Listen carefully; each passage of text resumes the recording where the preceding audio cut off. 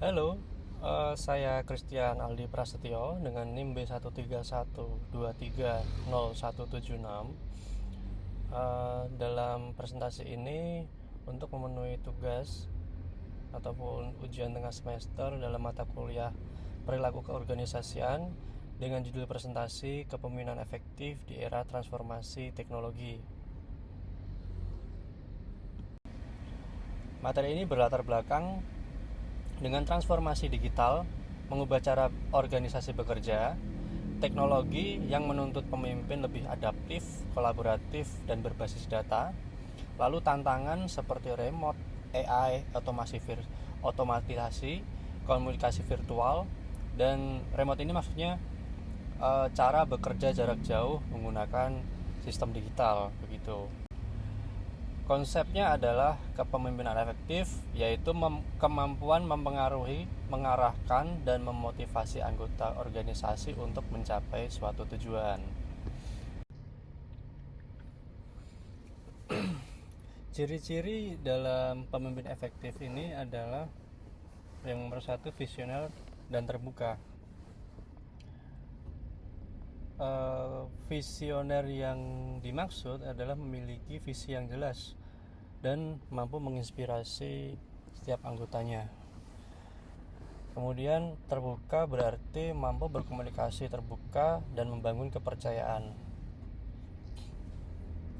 Kedua, adaptif terhadap perubahan, fleksibel terhadap perubahan dan berpikiran inovatif.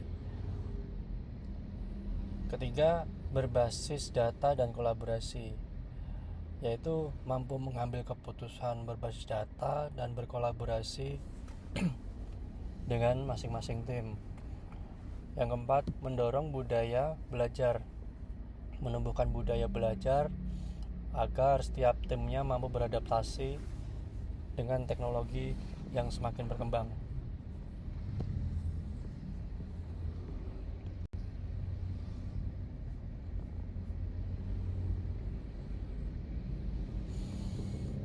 Transformasi teknologi dalam organisasi.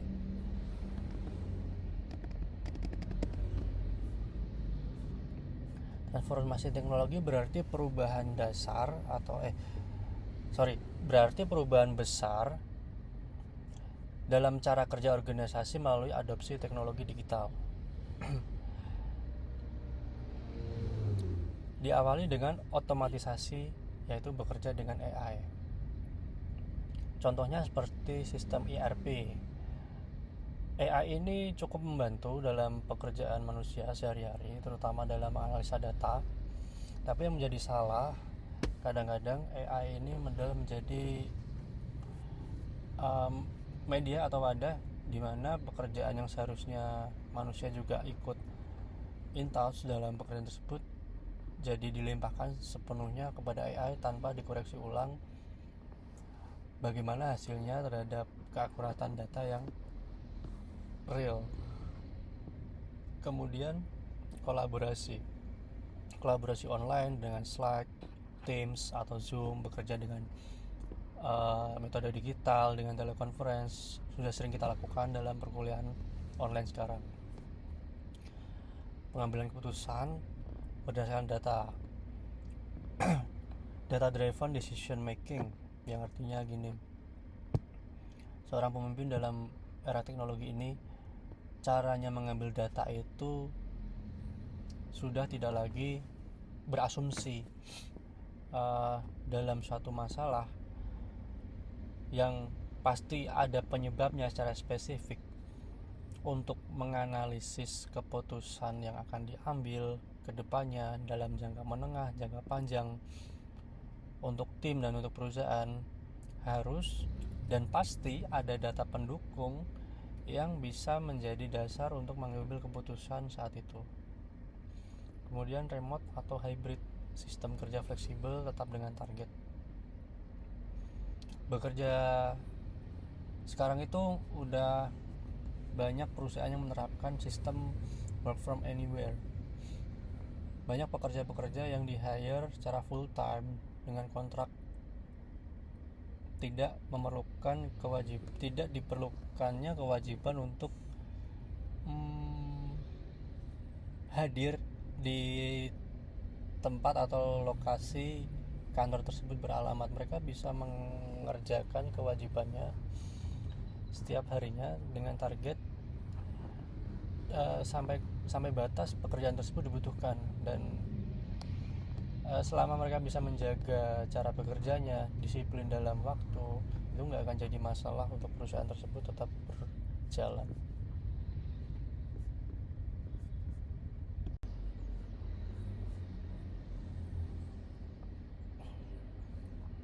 Karakteristik kepemimpinan di era digital mindset berarti terbuka terhadap inovasi dan teknologi baru. Contohnya mendorong penggunaan AI untuk menganalisis data proyek.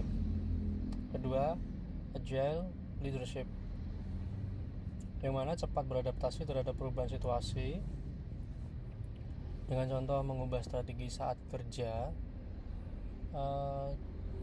saat sistem digital bermasalah.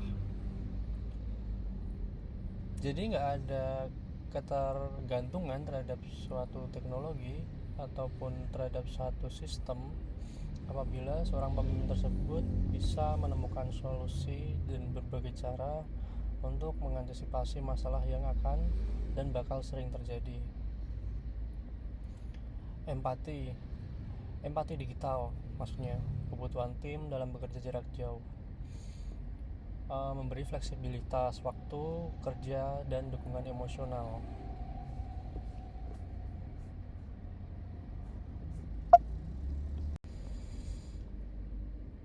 Kolaboratif, membangun sinergi melalui platform digital dengan cara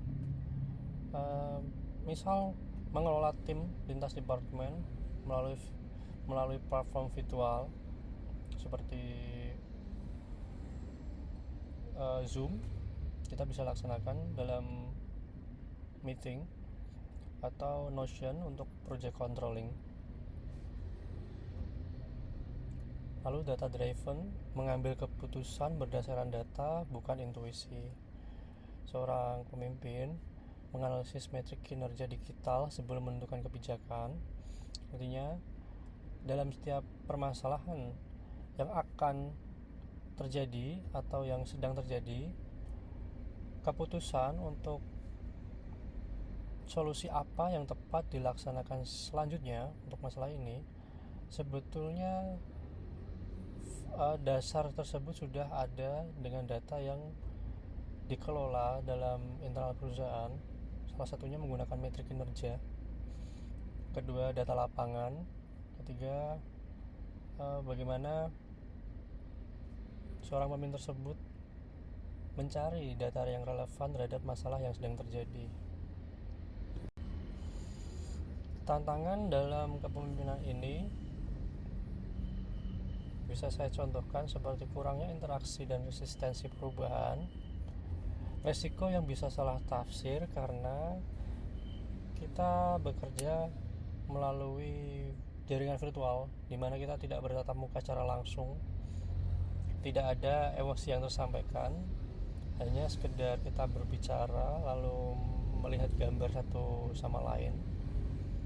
Kedua, ketergantungan teknologi datang dari karyawan atau anggota yang belum siap terhadap era digital. Kita bisa bilang di sini gaptek. PR-nya adalah mengedukasi anggota tersebut untuk lebih siap dan lebih mengerti terhadap sistem kerja yang sedang dibangun. Lalu kesenjangan generasi antara karyawan muda dan senior. Miskomunikasi dalam hal ini terkait pada skill bekerja terutama, ataupun terhadap ego masing-masing personal. Seorang pemimpin harus peka apakah ini masalah yang terjadi adalah masalah profesi atau masalah personal, sehingga nantinya jika terjadi suatu masalah personal di luar masalah profesi, itu akan berdampak pada kinerja tim juga. Yang harus dilakukan adalah membatasi bagaimana masalah tersebut bisa mencampur dalam kinerja tim saat ini. Kemudian overload informasi, Akibat dari banyaknya platform digital yang serupa, maka tim tidak bisa fokus terhadap satu saja, selalu mencari alternatif, terutama alternatif yang termudah atau alternatif yang kustomisasinya itu ataupun layanan programnya lebih memenuhi kriteria. Akhirnya yang terjadi adalah ketidaksesuaian terhadap standar yang sudah diberlakukan oleh pemimpin. Jadi gimana solusinya? Pemimpin harus tetap memanusiakan teknologi agar tidak kehilangan sentuhan manusia. Lalu strategi efektif. Yang pertama, pahami teknologi dan tren digital.